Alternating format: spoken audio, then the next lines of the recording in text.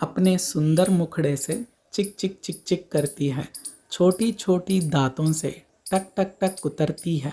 नन्हे नन्हे पंजों से पेड़ों पर झटपट चढ़ जाती है। कोई पास जाए तो झर्र से भाग जाती है। हरियाली में खेलती है बेचारी, नाम तो उसका है गिलहरी। Hello everyone, I welcome you to my YouTube channel Aman Hindi class. So poem విన్నారు కదా గిల్హరి के बारे में। సో यहाँ पर గిల్లు ఈ చాప్టర్ కూడా మనకు గిల్హరి గురించి చెప్తుంది। గిల్లు అనేది గిల్హరి అనేటువంటి దానికి షార్ట్ ఫామ్। మనం ఎలాగైతే కొన్ని కుక్కల్ని డాగ్ అనేదాన్ని డాగీ అని పిలుస్తాం కదా, అలాగే గిల్హరి అనేదాన్ని గిల్లు అని ముద్దుగా పిలుచుకుంటున్నాం।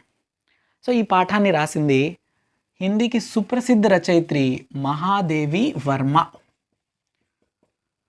महादेवी वर्मा हिंदी में एक विख्यात सुप्रसिद्ध कवयित्री और लेखिका दोनों भी है।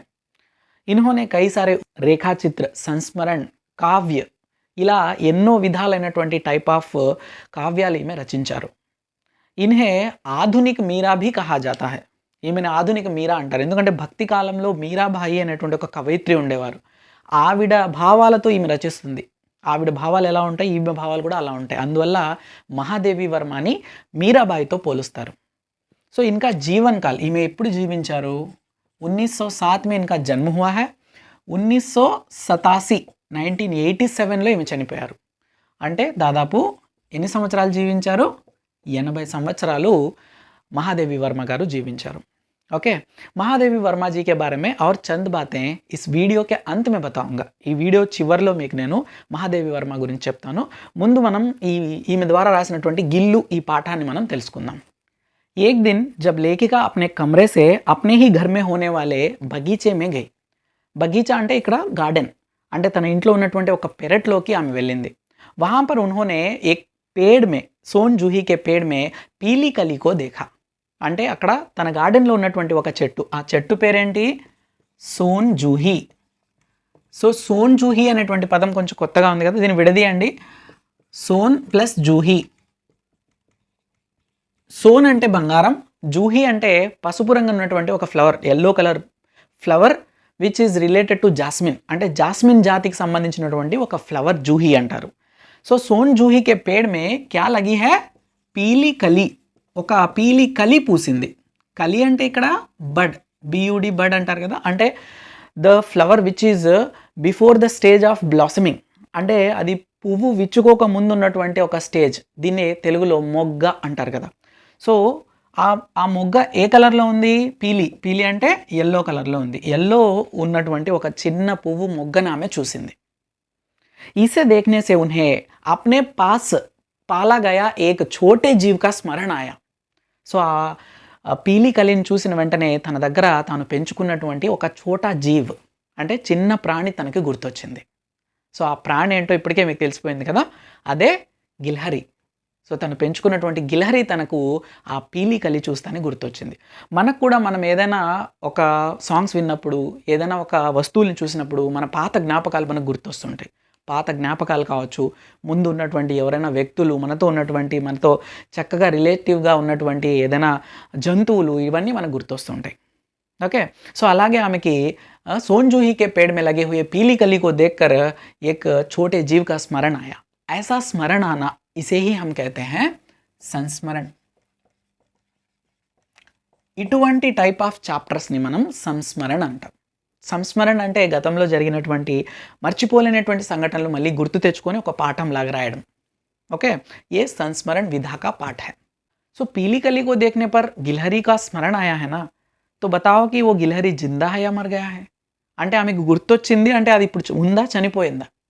సో అది చనిపోయింది। సో వహ మిట్టి మే మిల్ గయా హై, యహాं देखो ये गिलहरी की समाधि है।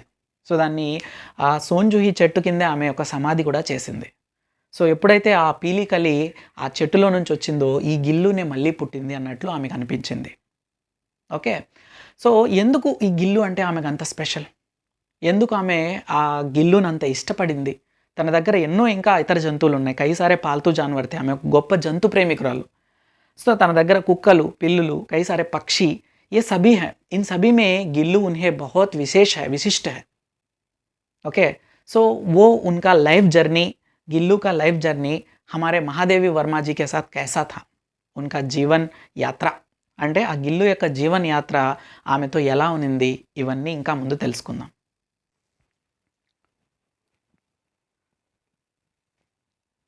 ये है गिल्लू की पूरी जीवन यात्रा. महादेवी वर्मा से उनका जो रिश्ता था सभी इन चित्रों में अंकित किया गया है. पिक्चर्स ఎలా ఉన్నాయో కామెంట్ చేయండి. Okay, so let us understand. यहाँ पर महादेवी वर्मा जब एक दिन अपने कमरे से अपने ही बगीचे में आए, सो తన తోటలోకి మహాదేవి వర్మ గారు వచ్చారు. तब उन्होंने इस गमले के पास, దీన్నే మనం గమ్లా అంటాం హిందీలో.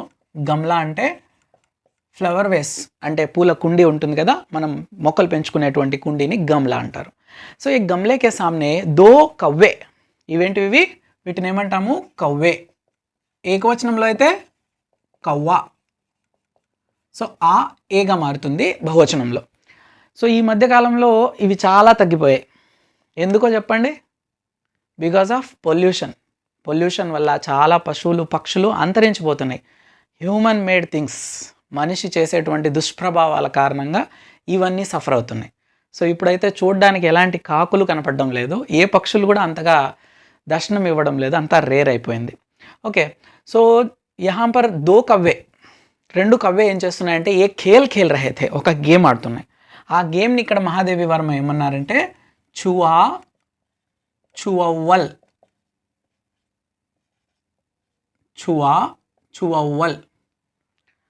సో ఇక్కడ చువవ్వల్, చువా అంటే చూనా అంటే ఏంటి, టచ్ చేయడం, తాకడం.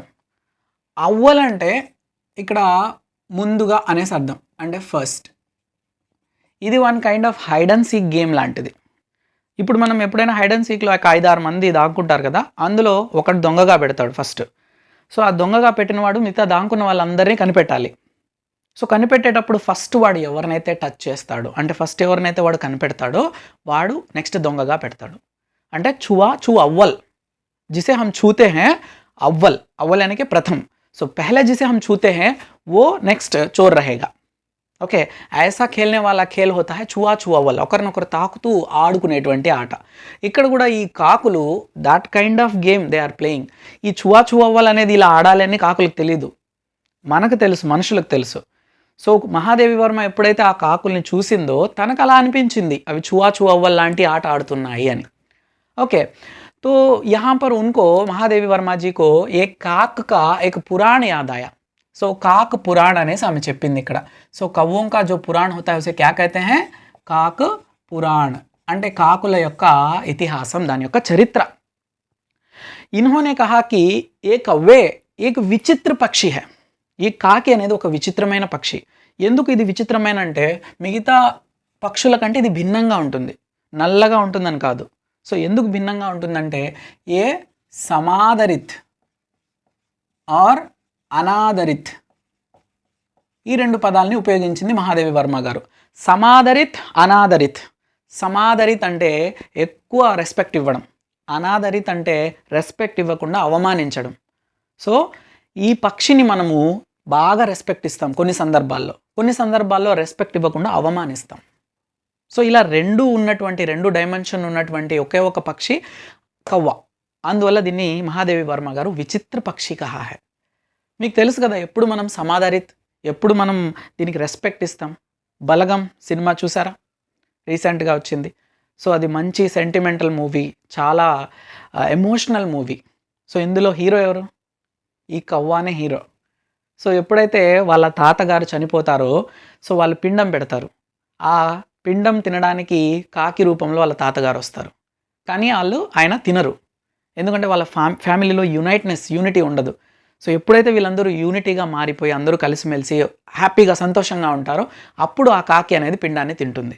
అంటే ఇక్కడ మన యొక్క ఒక బిలీఫ్నెస్ ఏంటంటే, మనం పూర్వీకుల యొక్క పిండాల్ని, మనం పూర్వీకులకి ఎప్పుడైతే సంవత్సరీకం ఇయర్ సెరమనీ ఇవన్నీ చేస్తాం కదా, అప్పుడు వాళ్ళకి పిండాలు పెడతాం. ఆ పిండాలు మనం కాకులకి చూపిస్తాం. సో అవి వచ్చి తినేసిపోవాలి. సో ఇలా కాకి రూపంలో మన పూర్వీకులు వస్తారు అనేటువంటి ఒక ఆచారం వలన దీన్ని సమాదరిత్ అంటే మంచి రెస్పెక్ట్ ఇస్తాం. और इसे अनादरित भी करते हैं.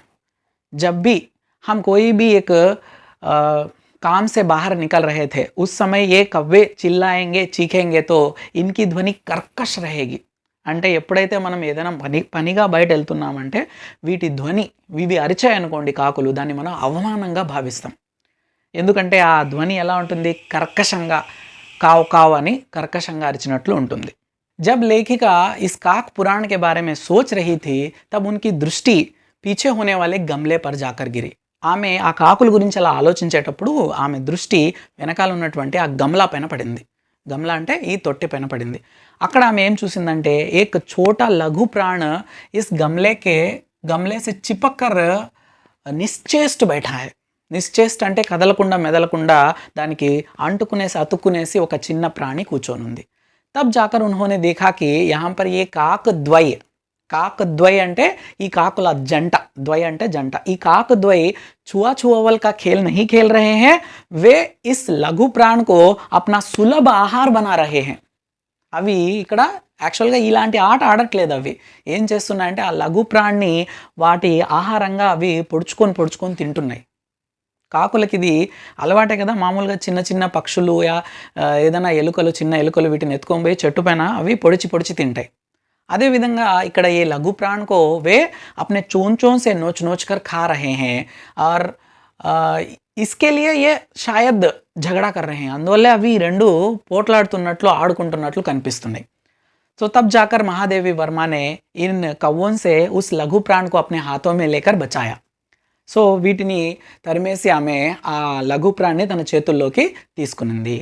తబ్ ఉన్హోనే దేఖా కి ఏ లఘు ప్రాణ్ కౌన్ హై, ఎవరైతే ఈ లఘు ప్రాణ్ అంటే యహ్ ఏక్ గిల్హరి కా బచ్చా.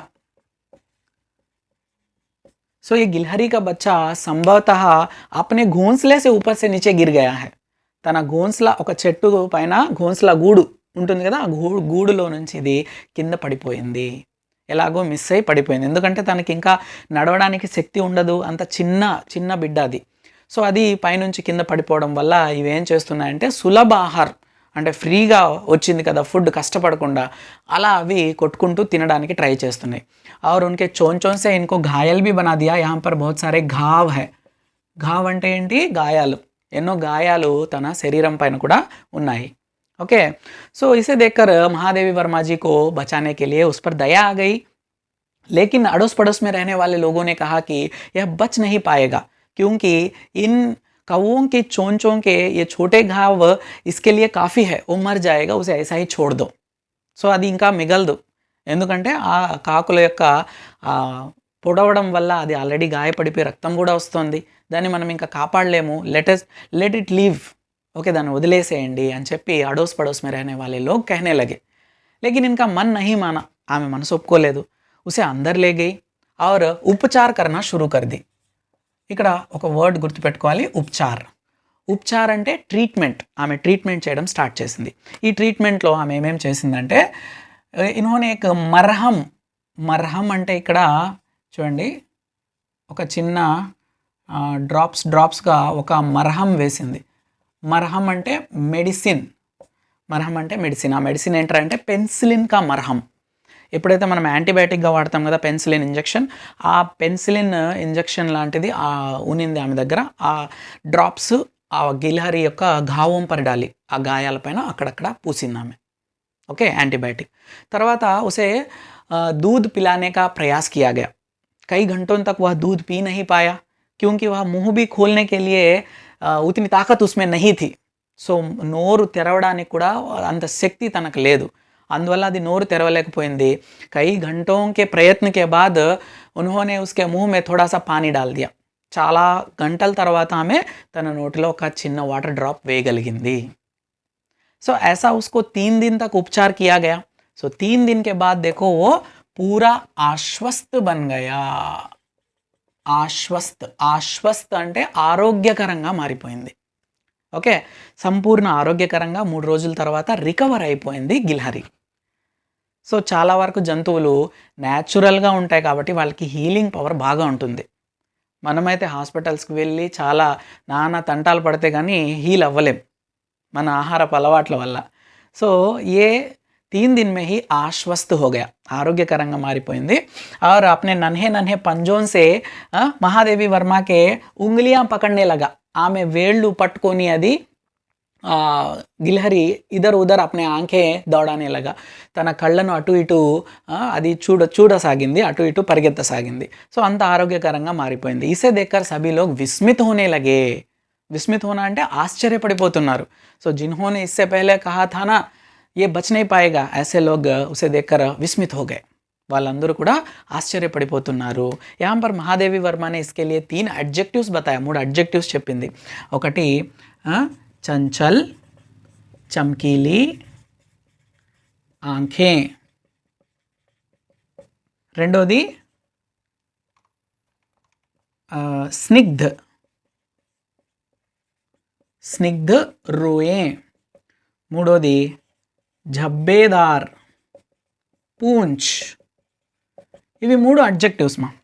ఏంటి అడ్జెక్టివ్స్ ఇక్కడ? చంచల్ చమ్కీలి అనేది కళ్ళు ఎలా ఉన్నాయో చెప్తోంది. చంచల్ చమ్కీలి అంటే చాలా బ్రైట్గా చంచలంగా ఉండే కళ్ళు. ఓకే, సో కళ్ళు యొక్క అడ్జెక్టివ్ చంచల్ చమ్కీలి. రోయే, రోయే అంటే మన ఒంటి పైన ఉన్నటువంటి, మన శరీరం పైన ఉన్నటువంటి వెంట్రుకల్ని మనం రోయే అంటారు. సో ఈ గిల్హరికి మొత్తం శరీరం పైన అంతా రోయే ఉంటాయి కదా. ఈ రోయే ఎలా ఉన్నాయంటే స్నిగ్ధ అంటే స్మూత్గా ఉన్నాయి. మూడో అడ్జెక్టివ్ జబ్బేదార్. జబ్బేదార్ అంటే ఫ్లఫీగా, వెల్వెట్ క్లాత్ ఉంటుంది కదా, ఫ్లఫీగా, అలా ఫ్లఫీగా ఉన్నటువంటి పూంచ్ అంటే తోక. సో ఇక్కడ ఈ 3 అడ్జెక్టివ్స్ ఆ గిల్హరి కోసం ఆమె ఉపయోగించారు. వీటన్నిటిని చూసి ఇంత స్మూత్గా, ఎంత ఫ్లఫీగా ఉన్నటువంటి టైల్, ఆ కళ్ళు అవన్నీ చూసి అడోస్ పడోస్కే లోగ్ విస్మిత్ హోనే లగే, ఆశ్చర్యపడిపోతున్నారు. ఓకే, సో నెక్స్ట్ మహాదేవి వర్మ ఈ గిల్హరి కోసం ఏక్ ఘర్ బనానా చాతీ, ఒక చిన్న ఇల్లు ఆమె కట్టించాలనుకుంది. మనం కూడా పెంపుడు జంతువులు ఉన్నప్పుడు ఇంట్లోనే ఒక పోర్షన్, ఒక సైడ్ ఏదైనా ఒక కుక్కలకి ఒక షెల్టర్ కానీ ఇలా ఇస్తాం కదా. సో ఈ విధంగా ఈమె यहाँ पर देखो एक फूल डालने वाली डलिया, इसे क्या कहते हैं? डलिया అంటే బాస్కెట్. ఒక బాస్కెట్ को उसके लिए दिया गया है और उसमें रुई बिछाकर, रुई అంటే కాటన్ని వేసి इसे खिड़कियों को रस्सी से बांध दिया गया है, खिड़की को रस्सी से बांध दिया गया है. ऐसा इसमें वो గిలహరి बैठता था और सोता था और झूलता था. దీంట్లోనే అది పడుకునేది, ఆడుకునేది, ఊగుతూ ఉండేది. జూల్నా అంటే ఊగడం, ఎందుకంటే తాళ్లతో కట్టారు కాబట్టి అది ఊగడానికి కంఫర్టబుల్గా ఉంటుంది. సో ఈ విధంగా అది వह अपना घर बना लिया. ओके, सो इसी घर में वह रहता था. और गिल्लू का खाद्य, పసందీదా ఖాద్య, తనకి ఇష్టమైనటువంటి ఖాద్య పదార్థ, ఆహార పదార్థం ఏంట్రా అంటే కాజు. వహ కాజు పసంద్ సే ఖాతా థా. ఓకే, చాలా ఇష్టంగా కాజుని ఈ గిల్లు తినేటువంటిది. यहाँ पर गिलहरी को एक इच्छा होती थी, वह है कि लेखिका का ध्यान आकर्षित करना. यहाँ पर ध्यान आकर्षित करना. సో ధ్యాన్ ఆకర్షిత్ కర్ణ అంటే అటెన్షన్ గ్రాప్ చేయడం. ఈ అటెన్షన్ గ్రాప్ చేయాలనేటువంటి కోరిక ఆ గిల్లుకు ఉండేది. ఏం చేసేదంటే అది, ఇప్పుడు చూడండి, यहाँ पर लेखिका जब लिखने के लिए बैठती है, ఈమె యూజువల్గా రైటర్ కదా, సో లిటరేచర్, ఆమె ఎన్నో రచనలు చేస్తూ ఉంటుంది. ఆ విధంగా ఆమె ఇంట్లో కూర్చొని రచనలు రాయడం కోసం ఒక టేబుల్ దగ్గర కూర్చొని ఉంటుంది. తబ్ ये क्या करता है, टेबल के नीचे आ जाता है और उनके पैरों पर चढ़ जाता है. టేబుల్ కిందకు వచ్చేసి ఆమె కాళ్ళపైన ఎక్కుతుంది. पैरों से सिर पर चढ़ जाता है. यह सिर से पास ही रहने वाले यह पर्दे पर कूदता है. एक खिड़की के पर्दा होता है ना, उस पर कूदता है और पर्दे पर से जाकर फिर भी नीचे आ जाता है, फिर उनके पैरों पर चढ़ता है. అంటే కాళ్ళపై నుంచి తలపైకి ఎక్కేస్తుంది, తలపై నుంచి పక్కనే ఉన్నటువంటి విండో పైకి ఎక్కేస్తుంది, ఆ విండో పర్దా పై నుంచి ఇలా ఇలా ఇలా దూకుతూ మళ్ళీ తన కాళ్ళ దగ్గరకు వస్తుంది. సో ये ऐसा ही क्रम करता ही रहता है जब तक लेखिका उसे पकड़ने के लिए नहीं उठती. ఆమె పట్టుకోవడానికి ఎప్పటి వరకు అయితే లేదో అప్పటి వరకు అది అలాగే చేస్తూ ఉంటుంది, కంటిన్యూగా పరిగెత్తూనే ఉంటుంది. సో ఇలా ఒకరు మన పైకి ఎక్కువ అలా దూకుతూ అలా ఇలా ఉంటే డిస్టర్బెన్స్గా ఉంటుంది కదా రాసేటప్పుడు. సో లేఖికా को भी ऐसा ही लगता है, तब वे उठकर उसे पकड़ लेती है. ఎప్పుడైతే అది ఆమె లేసి పట్టుకునేస్తుందో అప్పుడు ఆ గిల్హరి చాలా నవ్వేస్తుంది, లైక్. సో इसके बाद लेखिका क्या करती है, ये भी लेखिका भी उसे कुछ ర్యాగింగ్ కే జైసా కర్నా చాతి. ఆమె కూడా దీన్ని ఒక ర్యాగింగ్ లాగా చేయాలనుకుంటుంది, ఎలాగైతే ఈ గిల్లు చేసింది కదా ఆమెని అలాగా. సో ఏం చేయాలనుకుంటుందంటే, ఏక్ లిఫాఫా, దీన్నే మనం హిందీలో లిఫాఫా అంటాం. లిఫాఫా అంటే ఎన్వలప్. సో ఎన్వలప్ ఉంటుంది కదా, మనకు ఎన్వలప్ కవర్స్ లెటర్స్ పంపించడానికి. ఈ మధ్య అయితే లెటర్స్ ఏమి ఉండడం లేదు, అంతా ఈమెయిల్స్ వాట్సాప్స్ అంతా వచ్చేసాయి కాబట్టి. సో ఇలాంటి ఎన్వలప్ కవర్స్ చిన్న చిన్నవి ఉంటున్నాయి కదా, ఆ కవర్లో ఈ గిల్హరీని పెట్టేస్తుంది. ఉస్కా वो बदन सारा पीछे रहने वाला बदन और उसकी पूंछ ये सारे अंदर चले जाते हैं और उसका ऊपर होने वाला शरीर उसके हाथ वो ऊपर रह जाते हैं. తన లోయర్ బాడీ ఉంటుంది కదా అదంతా లోపలికి వెళ్ళిపోతుంది, అప్పర్ బాడీ కొంచెం తల ఆ చేతులు అనేటివి పైన ఉంటాయి. ఓకే, సో ऐसा रख देती है महादेवी वर्मा. तब वो भाग नहीं पाता है ना, అప్పుడు అది పరిగెత్తలేదు కదా. సో ఆ విధంగా మహాదేవి వర్మ కూడా ఆ గిల్హరితో అలా ఆడుకుంటుంది. ఓకే, తబ్ ఇసే భూక్ లగ్తీ హై. ఇలాంటి పరిస్థితుల్లో దానికి ఆకలి వేస్తుంది. తబ్ కైసే చిల్లాతా హై, ఈ గిల్హరీలు ఎలా అరుస్తాయి తెలుసు కదా మీకు, ఎలా అరుస్తాయి? చిక్ చిక్ చిక్ చిక్ అని అరుస్తాయి. సో ఐసే హీ చిక్ చిక్ కర్కే అప్ని భూక్ కో బతాతా హై. తనకు ఆకలి వేసిందని చెప్పి అది చిక్ చిక్ అని అరుస్తుంది. తబ్ బిస్కుట్ యా ఉస్కా పసందీదా खाद्य पदार्थ, తనకి ఇష్టమైనటువంటి ఆహార పదార్థం కాజు ఇచ్చినప్పుడు वह क्या करता है, उसे अपने पंजों से पकड़कर कुतरता है. కుతర్నా అంటే కొరకడం, బైటింగ్. ఓకే, అది కొరకడం కూడా చాలా ముద్దుగా అనిపిస్తుంది మనకు. ఓకే, సో ये है और नेक्स्ट गिल्लू के जीवन में क्या आया, एक दिन वसंत आया. వసంత అంటే ఏంటి, మనకు ఒక సీజన్, ఇది స్ప్రింగ్ సీజన్ అంటారు కదా తెలుగులో, వసంత ఋతువు. సో వసంత ఋతువు గిల్లు యొక్క జీవితంలో వచ్చింది. సో వసంత ఋతువు వస్తే ఎలా ఉంటుంది, ఇప్పుడు ఈ కిటికీలో నుంచి బయట చాలా వరకు చెట్లు అవి ఇవి ఉంటాయి కదా. సో ఈ చెట్లలో మొత్తం గ్రీనరీ అదంతా పూసి ఉంటుంది. ఆర్ యహాం పర్ కై సారే ఫూల్ బి హోతే, దానికి మంచి మంచి పూలు పూయడం. వసంత ఋతువు అంటే తెలుసు కదా మీకు. సో వసంత ఋతువు వచ్చినప్పుడు పూలు పూస్తుంటాయి, కొత్త కొత్త ఆకులు, అంతా పచ్చదనంగా ఉంటుంది ప్రకృతి మొత్తం. ఇలా బయట గిల్లు జీవితంలో మొదటి వసంతం అనేది వచ్చింది. ఓకే, సో ఈ వసంత వచ్చినప్పుడు గిల్లు ఏం చేస్తుంది, బాహర్ रहने वाले कई सारे गिलहरियाँ इस खिड़की के पास आकर ये गिल्लू से ना जाने क्या बात करती हैं. సో ఈ బయట ఉన్నటువంటి కొన్ని గిల్హరీలన్నీ వచ్చి మన గిల్లుతో ఏదో మాట్లాడడానికి ట్రై చేస్తాయి, ఏదో వాళ్ళ లాంగ్వేజ్లో చిక్ చిక్ చిక్ చిక్ ఏదో మాట్లాడుకుంటూ ఉంటాయి.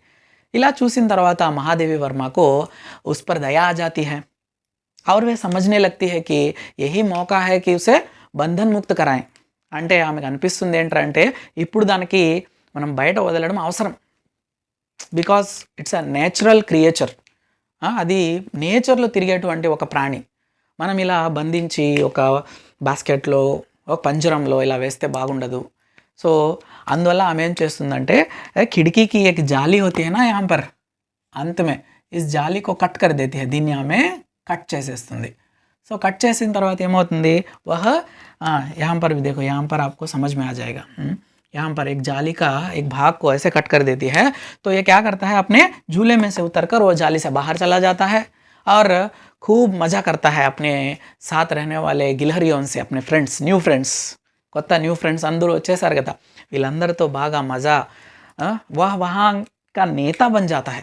वो झुंड जो होता है वहाँ पर ग्रुप जो होता है गिलहरियों का, उनका नेता बनकर सभी को ऐसे वैसे काम देता रहता है. और सारा खेल खेलने के बाद फिर वह शाम में अंदर आ जाता है. బయట వాళ్ళందరితో బాగా ఆడుకున్న తర్వాత వసంత ఋతువులో ఆ ప్రకృతి యొక్క ఆనందాన్ని పొందిన తర్వాత మళ్ళీ సాయంత్రం అది తన డలియాలోకి వచ్చేస్తుంది. సో వహ ఇస్కా నిత్య క్రమ్ బన్ గయా, ఎవ్రీడేస్ టాస్క్. ప్రతిరోజు అది అలాగే చేసేది. పొద్దున్నే వెళ్ళిపోతుంది, ఆడుకుంటుంది. సాయంత్రం జబ్ లేఖిక ఘర్ వాపస్ ఆతి హై. ఈమె ఒక ప్రొఫెసర్గా కూడా పనిచేశారు లేఖిక కాలేజ్లో. సో ఈమె ఎప్పుడైతే బయట వెళ్ళిపోతారో కాలేజ్కి, ఆ రిటర్న్ అయ్యేటప్పుడు ఈ గిల్లు కూడా లోపలికి వచ్చేస్తుంది. ఓకే, సో ఈ విధంగా ప్రథమ్ వసంత్ गिल्लू के जीवन में ये प्रथम वसंत ऐसा गुजरा. ये गिलहरी के बच्चे का नाम गिल्लू कैसे बना, ये मैं बोलना भूल गया. देखो, जब इन्होंने इसे आश्वस्त कर दिया, हेल्थी అయిపోయింది ఎప్పుడైతే, సో इन्होंने इसके लिए घर भी बनाया. बनाने के बाद वो अपना घर में रहने वाला एक सदस्य, ఒక మెంబర్ లాగా మారిపోయింది, ఇంట్లో మెంబర్ లాగా. అందువల్ల उन्होंने उसे गिलहरी से उसका नाम गिल्लू बना दिया. సో यहाँ पर గిల్హరి एक జాతివాచక సంజ్ఞ, common noun. So Gillu particular noun, proper noun. So common noun నుంచి తన పేరు ప్రాపర్ నౌన్గా పెట్టేశారు. ఓకే. సో నెక్స్ట్, जब गिल्लू अपने रास्ते से ऐसे बाहर जाकर वसंत का आनंद लेता था, ये सारे काम होते थे. और उसके बाद गिल्लू को एक इच्छा आई थी, वो है कि लेखिका को चौंकाना. यहाँ చౌంకానా అంటే సర్ప్రైజ్ ఇవ్వడం.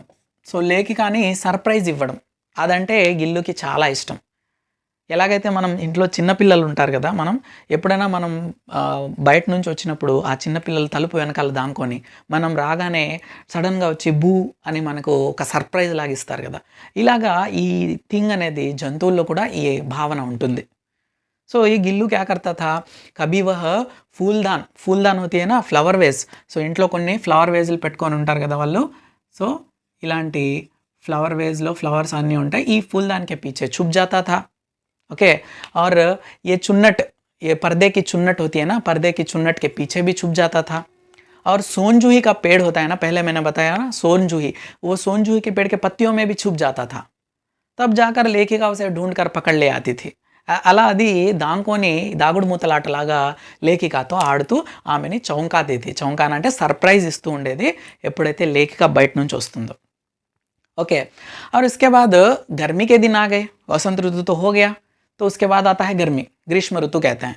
సో వసంత ఋతు అయిన తర్వాత గ్రీష్మ ఋతు వస్తుంది కదా, गर्मी. ఆ गर्मी के समय में గిల్లు वो बाहर जाएगा तो बहुत गर्मी रहेगी, इसलिए वो नहीं जा पाता था. బయట వెళ్తే చాలా వేడి ఉంటుంది, వెళ్ళలేకపోయేది. సో घर में भी वो अपने झूले में भी बैठ नहीं पाता था. తన ఉయ్యాల్లో కూడా కూర్చొని ఉండలేకపోయేది అది. సో इसलिए वह हमेशा लेखिका के निकट रहना चाहता था. లేఖికాకి చాలా దగ్గరగా ఉండాలనుకుంటుంది.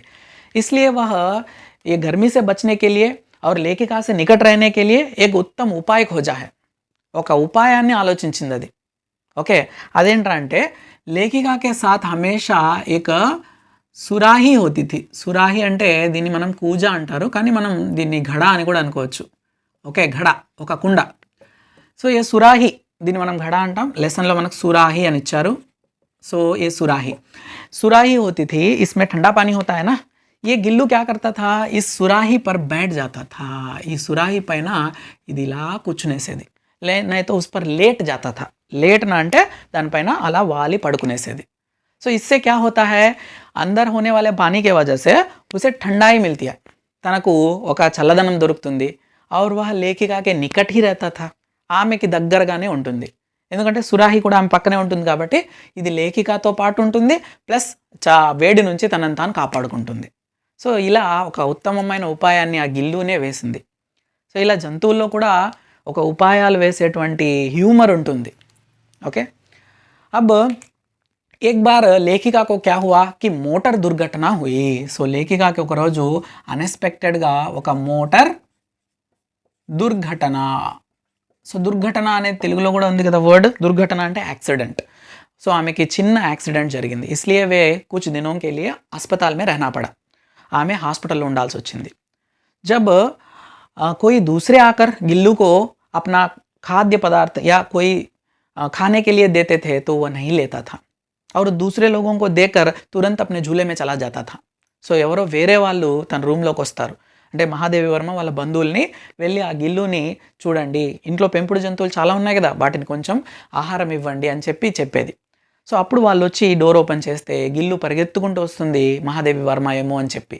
కానీ ఆమె వేరే వాళ్ళని చూడడం వల్ల గిల్లు వెళ్ళి తన బాస్కెట్లో కూర్చునేస్తుంది. और वे लोग उसे खाने के लिए अपना पसंदीदा काजू, తనకి ఇష్టమైనటువంటి కాజు ఇచ్చినా కూడా वह नहीं खाता था. जब लेखिका अस्पताल से आ गई, డిశ్చార్జ్ అయ్యి వచ్చేసింది, అప్పుడు ఆమె చూస్తే బాస్కెట్ నిండుగా కాజులు ఉన్నాయి. సో इससे पता चलता है कि लेखिका को वह कितना मिस कर रहा है, అది ఎంత మిస్ అవుతుందో దాని నుంచి అర్థమవుతుంది. ఓకే. जब लेखिका ऐसे అస్వస్థత के कारण, అనారోగ్యం ఇంకా ఉండడం వల్ల ఆమె తన బెడ్ పైన పడుకొని అలా రెస్ట్ తీసుకుంటున్నప్పుడు वह गिल्लू उनके तकिए के पास आता. దీన్నే మనం తకియా అంటాం. తకియా అంటే దిండు దగ్గరకు వచ్చి హౌలే సే అప్నే పంజోన్ సే ఉన్కో సహల్తా అంటారు మా, సహల్నా. సో సహల్తా అంటే మసాజ్ చేసేది. మెల్లమెల్లగా మెల్లమెల్లగా ఆమె తలను నిమురుతూ మసాజ్ చేసేది. అంటే ఇప్పుడు మనకు రామాయణంలో ఉడత భక్తి అంటారు కదా. ఉడత భక్తి అంటే రామసేతు వంతెన కట్టేటప్పుడు ఈ ఉడత కూడా తన వంతు సహాయం చేసింది. ఏంటి, అది ఇసుకలోకి వెళ్తుంది, ఫస్ట్ నీళ్ళలోకి వెళ్తుంది, నీళ్ళలో నుంచి ఇసుకలో దూకేసి బాడీ మొత్తం ఇసుక పూసుకునేసి వెంటనే వెళ్ళి రామసేతు కన్స్ట్రక్ట్ చేస్తూ ఉంటారు కదా, అక్కడికి వెళ్ళి బాడీని ఎదిలిస్తుంది. అప్పుడు ఆ ఇసుక మొత్తం ఆ వంతెన కట్టే దగ్గర పడుతుంది. అలా ఇసుకను తెచ్చి ఉడత అక్కడ సహాయం చేసింది. అది ఉడత భక్తి. అదేవిధంగా ఇక్కడ కూడా ఈ ఉడత తన భక్తిని చూపిస్తుంది తన ఓనర్ పైన. ఓకే, నెక్స్ట్ गिल्लू, ये गिलहरियाँ होते हैं ना, इनकी जीवन अवधि होती है केवल 2 वर्ष. సో ఈ గిల్హరియా చిన్న ప్రాణి కదా, ఇది చిన్న జంతువు, ఇది 2 సంవత్సరాల కన్నా ఎక్కువగా బతకదు. అదే దాని యొక్క జీవన అవధి. జీవన అవధి అంటే లైఫ్ స్పాన్.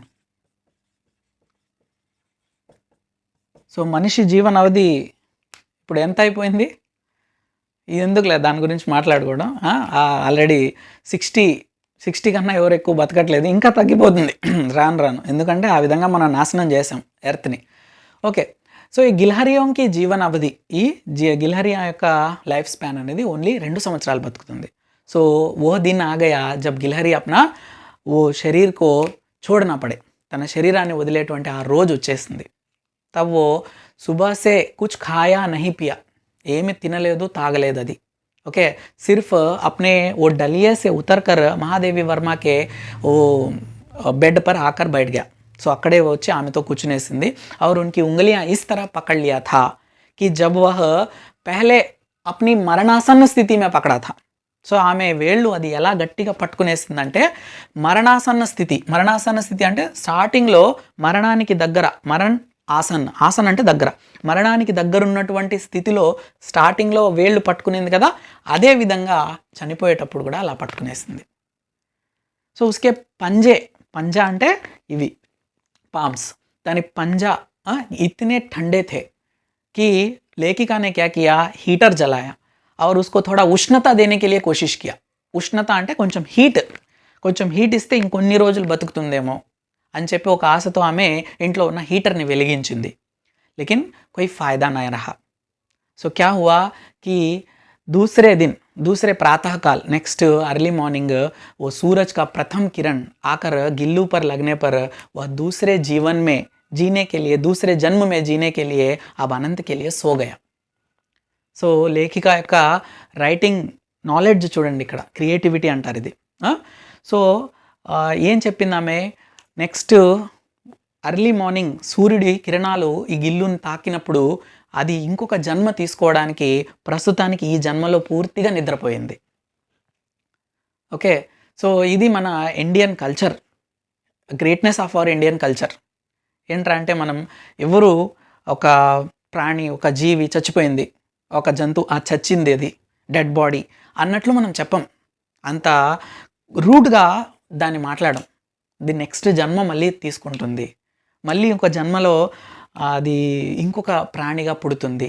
ఒక సైకిల్ ఉంటుంది మనకు, జన్మలు ఉంటాయి. ఎన్నో ప్రాణుల యొక్క జన్మలు తీసుకున్న తర్వాత మనిషి జన్మ తీసుకుంటాము, చివరిగా మనిషి జన్మ అన్నట్లు కూడా మన పురాణాలు చెప్తున్నాయి. ఓకే, అలాగా గిల్లు अगले जन्म में यानी दूसरा कोई जन्म लेने के, दूसरे कोई जीव के जैसा वह जन्म लेने के लिए अब वह सो गया, अनंत के लिए सो गया అంటే అక్కడికి అది చనిపోయింది. ఓకే, तब లేఖిక जाकर यह सोन जूही का पेड़ होता है ना, सोन जूही యొక్క చెట్టు ఉంది కదా తన పెరట్లో, वहाँ पर गिल्लू की समाधि बना दी गई और गिल्लू का झूला जो है उसे भी निकाल दिया गया है. దాని ఉయ్యాలని కూడా ఆమె తీసేసింది. గిల్లు యొక్క సమాధిని సోన్జుహి చెట్టు కింద ఆమె ఏర్పాటు చేసింది. ఎందుకో చెప్పండి, ఎందుకంటే వహ సోన్జుహి కే పేड़ में हमेशा छुप कर उनको चौंकाता था, ఆమెను సర్ప్రైజ్ చేసేది. సోన్జుహి का पेड़ उनके लिए, गिल्लू के लिए बहुत पसंद था, अदोक रीज़न. और दूसरा वह सोनजूही के पेड़ के नीचे होने वाले इस गमले में ही मिला था. ఓకే, ఈ గమ్లేకే పాస్ ही मिला था, అంటే ఆ సోన్జుహి చెట్టు కింద ఉన్నటువంటి ఆ గమ్లా ఉంది కదా, ఇక్కడే అది దొరికింది కాబట్టి దాన్ని అక్కడే ఆమె సమాధి చేసింది. और లేఖిక में एक विश्वास था, తనకు ఒక విశ్వాసం ఉండేది. ఏంట్రా అంటే కిసీ నా కిసీ దిన్ ముझे फिर చౌంకాయేగా, అది ఏదో ఒక రోజు మళ్ళీ నన్ను సర్ప్రైజ్ చేస్తుంది. ఎలా అంటే वह सोनजूही के कली के जैसे జన్మ లేకర్ ముజే వహ చౌంకా దేగా. ఆ సోన్జూహి యొక్క కలి, ఆ మొగ్గ చెప్పాను కదా స్టార్టింగ్లో, ఆ మొగ్గలాగా పుట్టి మళ్ళీ నన్ను సర్ప్రైజ్ చేస్తుంది అని చెప్పి లేఖిక భావించేది. ఓకే, చలో यहाँ देखो बच्चों,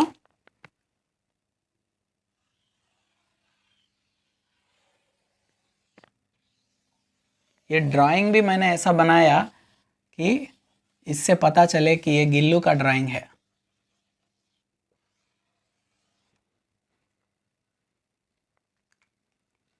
ये उसके पैर हैं, ये उसके हाथ है. ओके, यहाँ एक हाथ आएगा, यहाँ एक हाथ आएगा. सो ये हुआ उसका ड्राइंग.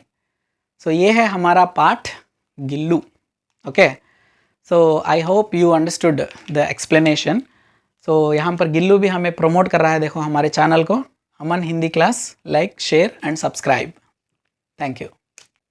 चलो अब समझेंगे गिल्लू पाठ की लेखिका महादेवी वर्मा जी का जीवन परिचय. आप सबको पता है महादेवी वर्मा जी का जीवन काल 1907-1987, 1907లో జన్మించారు, 1987లో మరణించారు. ఏ ఛాయావాద్ కే కావ్య చతుష్టి మే ఏక్, ఛాయావాద్ అనేటువంటి రైటింగ్ స్టైల్ ఒకటి ఉంటుంది హిందీలో. అలాంటి వాటిల్లో కావ్య చతుష్టి, చతుష్టి మీన్స్ 4 people, అంటే నలుగురు. సో నలుగురు స్తంభాల లాంటి కవులు ఉన్నారు ఛాయావాద్ అనేటువంటి రైటింగ్ స్టైల్కి. దీంట్లో ఈమె కూడా ఒకరు. ఏకమాత్రం మహిళా హై ఇస్మే జయశంకర్ ప్రసాద్, సుమిత్రానందన్ పంత్, సూర్యకాంత్ త్రిపాఠి నిరాలా और महादेवी वर्मा, ये 4 ఛాయావాద్ के కావ్య చతుష్టి कहलाते हैं. ఇంతకీ ఛాయావాద్ అంటే ఏంటి? ఛాయావాద్ అంటే ప్రకృతి ప్లస్ కల్పన, इन दोनों को मिलाने पर उसे ही हम ఛాయావాద్ कहते हैं. సింపుల్గా చెప్పాలంటే ప్రకృతి ప్లస్ కల్పన. కల్పన అంటే ఇమాజినేషన్.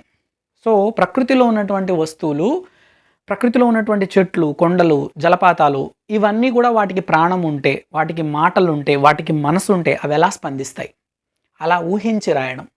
సో ప్రకృతికో काल्पनिक ढंग से प्रयुक्त करना, व्यतीत करना, इसे ही कहलाता है, इसे ही कहते हैं छायावाद. ओके, सो ये छायावाद के 4 चतुष्ट, काव्य चतुष्ट में महादेवी वर्मा भी एक हैं.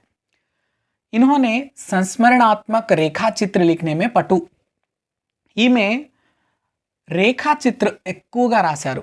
చూడండి ఇక్కడ ఆమె రాసినటువంటి రేఖాచిత్ర, స్మృతికి రేఖాయే అతీత్కే చలచిత్ర, ఈ 2 పుస్తకాలు ఆమె రాసిన రేఖాచిత్ర అంటారు. రేఖాచిత్ర అంటే మీనింగ్ ఏంటంటే ఏదైనా ఒక వ్యక్తి కావచ్చు, ఏదైనా ఒక ప్రకృతిలో ఉన్నటువంటి జంతువు కావచ్చు, ఏదైనా వాటి యొక్క జీవన ప్రయాణం, ఒక్క క్యారెక్టరైజేషన్, ఒకే ఒక వ్యక్తి యొక్క క్యారెక్టరైజేషన్. ఫర్ ఎగ్జాంపుల్ మనకు రాసిన గిల్లు కూడా వన్ కైండ్ ఆఫ్ రేఖాచిత్ర. సో ఈ క్యారెక్టరైజేషన్ మొత్తం స్టార్టింగ్ టు ఎండింగ్, మనం ఒక బొమ్మ గీసినప్పుడు రేఖాచిత్ర అంటే స్కెచ్. మనం ఒక స్కెచ్ వేసినప్పుడు ఎలాగైతే మనం బొమ్మను ప్రతిబింబిస్తామో అలాగే ఈ శబ్ద రేఖాంశే, శబ్ద రేఖాం అంటే పదాల ద్వారా ఆ వ్యక్తి యొక్క పూర్తి వ్యక్తిత్వాన్ని తెలియచేయడమే రేఖాచిత్రం. సో ఈ రేఖాచిత్ర సంస్మరణాత్మక రేఖాచిత్ర, సంస్మరణాత్మక అంటే గతంలో జరిగిన అనుభవాల్ని గుర్తు చేసుకొని రాసేటువంటి రేఖాచిత్ర. ఇలాంటి రేఖాచిత్ర రాయడంలో మహాదేవి వర్మ గారు పటు. ఓకే, సో ఆమె రాసిన 2 రేఖాచిత్ర పుస్తకాలు స్మృతి की रेखाएं, अतीत के चलचित्र. इन्हें 3 प्रकार के पुरस्कार मिले हैं. 3 పురస్కారాలు మహాదేవి వర్మకు వచ్చాయి. జ్ఞాన్పీఠ పురస్కార్, ఈ జ్ఞాన్పీఠ పురస్కార్ ఈమె రాసిన యామ 1982. సో యామ అనేటువంటి ఈ బుక్కి 1982లో ఈమెకి జ్ఞాన్పీఠ పురస్కార్ వచ్చింది. ఓకే, సో జ్ఞాన్పీఠ పురస్కార్ పానే వాली ప్రథమ మహిళా లేఖికా హై. జ్ఞాన్పీఠ పురస్కార్ వచ్చినటువంటి first women writer, first gent Sumitranandan Pant. ఈమెకి సాహిత్య అకాడమీ 1971లో వచ్చింది. సాహిత్య అకాడమీ అనేటువంటి అవార్డు 1971లో వచ్చింది. పద్మభూషణ్ 1988లో గవర్నమెంట్ ఆఫ్ ఇండియా ఈమెకి పద్మభూషణ్ అవార్డు ఇచ్చింది.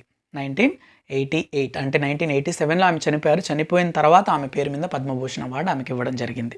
అంటే ఆమెకి ఇవ్వలేదు, వాళ్ళ బంధువులకి ఎవరికో ఇచ్చారు. ఓకే, సో ఏ హై ఉన్కే పురస్కార్. और కావ్య సంగ్రహ, ఆమె రాసినటువంటి కలెక్షన్ ఆఫ్ పోయమ్స్, అంటే కావ్యాలని సంగ్రహించి ఒక బుక్ లాగా రాస్తే దాన్ని కావ్య సంగ్రహ అంటారు. సో ఈమె రాసినటువంటి కావ్య సంగ్రహ కూడా ఒక ఆర్డర్లో ఉంటాయి మనకి. ఒకటి ఫస్ట్ది నీహార్. నీహార్ అంటే सूर्योदय से पहले होने वाला, सूर्योदय से पहले, सूर्योदय से प्रकृति में होने वाली वो प्रकृति की सुंदरता, उसे ही हम कहते हैं निहार. रश्मि, रश्मि सूर्योदय का प्रथम किरण, यानी कि सूर्य रश्मि अंटाరు కదా, రశ్మి అంటే సూర్యుడి కిరణాలు. ఓకే, సో సూర్య రశ్మి. नीरज, नीरज అంటే ये फूल खिलते हैं, यानी कि फूल खिलने की प्रक्रिया, जैसे फूल खिलते हैं वो फूल खिलने की उस प्रक्रिया को हम नीरजा कहते हैं. यहाँ यामा है, यामा से भी पहले आपको संध्या गीत आएंगे. సంధ్యా గీత్ అనేటువంటి ఇంకొక బుక్ కూడా ఉంది, మన బుక్లో ఇవ్వలేదు అది. సంధ్యా గీత్ సాయంత్రం పూట పాడేటువంటి పాటలు. దీప్ శిఖ, దీప్ శిఖ రాత్ మే శిఖర్ పర్ హోనే వాలా దీప్, అంటే శిఖరం పైన ఉండేటువంటి అది చందమామ లాంటిది. ఓకే, శిఖరం అంటే కొండపైన ఉన్నటువంటి దీపం, దాన్ని దీప్ శిఖ అంటారు. ఓకే, సో ఇది ఆ ఆర్డర్, అంటే పొద్దు నుంచి రాత్రి వరకు ప్రకృతిలో ఉన్నటువంటి ఆ సూర్యకిరణాలు కావచ్చు, ఆ లైటింగ్ కావచ్చు, వీటన్నిటిని ఒక ఆర్డర్లో వచ్చేలాగా ఆమె బుక్స్ కూడా ఉన్నాయి. ఓకే, సో నెక్స్ట్ ఈమె రాసినటువంటి నిబంధ్ శృంఖలాకి కడియా. నిబంధ్ అంటే ఎస్సే. సో ఈమె రాసినటువంటి వన్ ఎస్సే శృంఖలాకి కడియా. ఇది మహాదేవి వర్మ కా పరిచయ్.